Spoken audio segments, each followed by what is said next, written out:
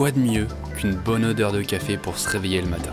Ça peut aider pour sortir du lit. Ou à l'inverse, pour y rester un petit peu plus longtemps. Je vous l'accorde aussi.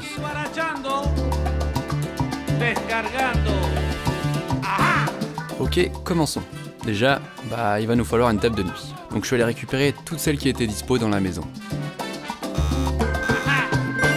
Avant de faire le système pour le café, on va ajouter un chargeur à induction directement dans la table. Comme ça, fini les câbles qui traînent partout pour charger le téléphone. Alors je vais creuser un peu le plateau pour qu'il y ait une moins grande distance entre le chargeur et le téléphone. Puis bon, on va faire un petit test. Hop. Parfait. Ok, commençons les choses sérieuses. Pour faire le robinet d'arrivée du café sur la table, on va prendre un tube de plomberie en cuivre dans lequel on va faire passer un tuyau PVC transparent.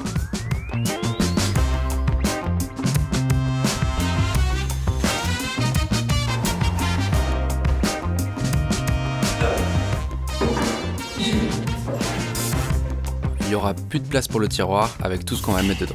Donc il faut le remplacer par une porte qui va aussi servir à tout cacher.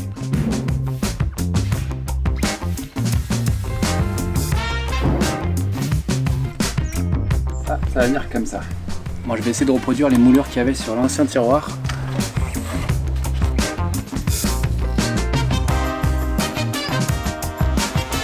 On en profite pour repeindre toute la table de nuit en blanc. Et on remet la petite poignée.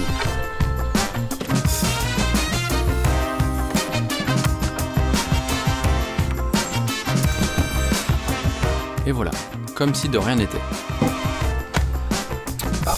Pour éviter que la tasse parte dans tous les sens, on va faire un petit support. Voilà, maintenant je vais découper tout ça à la scie sauteuse. Ça ressemble un peu à un chiotte. C'est pas grave. J'ai pas mon imprimante 3D avec moi, mais je ferai une coupelle en plastique à mettre sous la tasse pour récupérer les éventuelles gouttes de café. Petit coup de peinture dessus et on l'installe. Ok, maintenant vous allez me dire, mais comment le café il va arriver jusqu'à là? Eh ben il va falloir qu'on trouve une machine à café qui a suffisamment de pression pour monter jusqu'à la tête du tuyau. Et on va faire notre premier essai avec une tasse IMO. What? Mais l'eau elle sort par en dessous là. À quel moment ça sort par en dessous? Machine à café qui fuit par en dessous. Bon, pas de bol, je suis tombé sur une machine qui marchait pas. Alors on va la démonter, hein, on va voir ce qui se passe. Ciao la garantie. Waouh, méga dangereux. Bon, la fuite, elle est par là. Je retire l'autre côté. Ah, on va acheter des machines neuves. Bon, d'un côté, l'avantage, c'est comme ça, on peut voir comment c'est fait. Donc l'eau du réservoir est aspirée par la pompe. Ensuite, elle remonte dans les résistances pour être chauffée. Et ensuite, elle arrive à la tête, là où il y a la capsule. Voilà la fameuse fuite. Bon, j'ai l'impression que c'est juste ce petit bitonio qui est sorti de son trou. Je vais le remettre et on va essayer. Pourquoi j'ai l'impression qu'elle va m'exploser dessus? Wow. Alors oui, il est possible que j'ai oublié un petit truc. Vous voyez ça là? Et bah c'est fait pour maintenir le bitonio dans son trou. Ah, mieux comme ça. Pas rester trop près. Bon, c'était bien ça, c'était l'espèce de thermomètre qui était sorti. C'est assez bizarre. Je pense que le carton a dû se faire secouer pendant le transport. Ça peut arriver.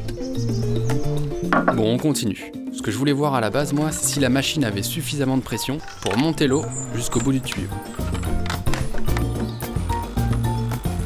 Mais visiblement, c'est pas le cas. Dès qu'on dépasse la hauteur de la capsule, l'eau coule partout.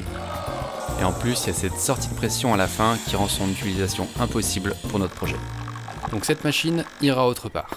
Par contre, pour faire mon rabat-joie, les capsules sont en plastique super épais. Et ça correspond en gros à ma consommation en 3 jours de café. Donc j'ai acheté une capsule réutilisable, comme ça on met directement le café dedans, on referme et c'est parti. T'arrêtes de tout casser peut-être? Incroyable celle-là. Ok, nouvelle machine, nouvel essai. Cette fois-ci avec une Senseo. Bon, déjà l'eau s'écoule par ici, c'est bon signe. L'avantage avec cette machine, c'est que la sortie du café se trouve directement sur le support des dosettes, contrairement à la Tassimo qui avait une cuvette, ce qui faisait chuter la pression. Du coup, on va essayer de fixer directement le tuyau sur le porte-dosette. On le serre bien avec un collier et on va essayer sur la machine.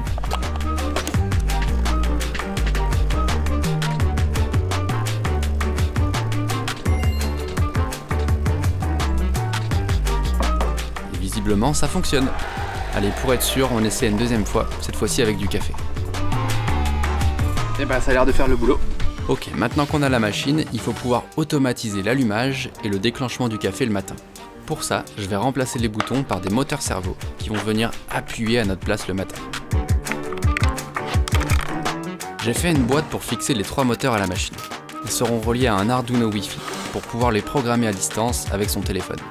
Comme ça, on peut déterminer à l'avance les jours et les heures de réveil. Voilà globalement comment ça fonctionne. L'Arduino va envoyer un premier signal au moteur 1 pour l'allumage de la machine. Après le temps de chauffe, le moteur 2 ou 3 va déclencher lui la préparation du café. Voilà.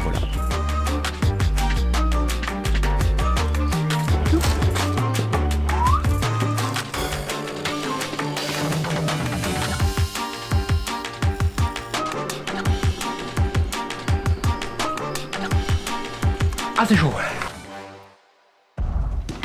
Bon, maintenant il va nous falloir du café. Ça peut paraître évident, mais le café, ça pousse sur des caféiers qui ressemblent à ça. Donc avant que le café se retrouve dans le cafetière, il y a du chemin.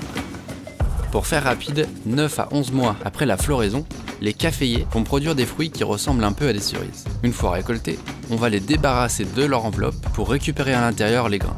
Vient ensuite la torréfaction, une étape où on va les cuire. C'est à ce moment-là que le café va prendre toute sa couleur foncée, son arôme et son odeur. Et ensuite, il ne reste plus qu'à le moudre pour préparer notre café. Retour à la maison. Je sais pas si vous avez vu la dernière vidéo rénovation, mais on se trouve dans la chambre jaune, juste en dessous de celle qu'on a refaite. Et il y avait du moisi partout. Donc voilà, j'ai fait ce que j'ai pu pour essayer de la rendre plus sympa. C'est très rouge quand même, hein. C'est un petit peu moins fancy que l'autre chambre, mais c'est déjà ça.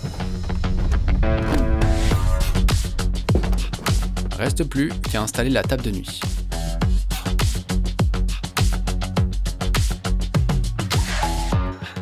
On met notre dosette avant d'aller se coucher, et voilà.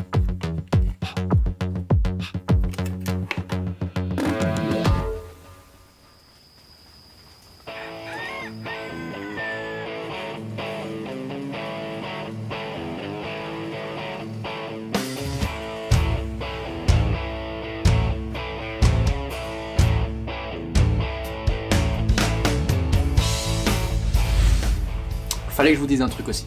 Merci. On est 100 000 sur la chaîne, c'est un truc de fou. Et à chaque fois avec vos commentaires, vous me donnez une énergie de malade. Donc voilà, merci à tous, franchement, c'est grâce à vous. Et souvent, vous me demandez si je peux faire une question-réponse. Donc c'est parti, posez-moi vos questions et je ferai une vidéo dédiée cet été pour y répondre. Et c'est où le bouton ?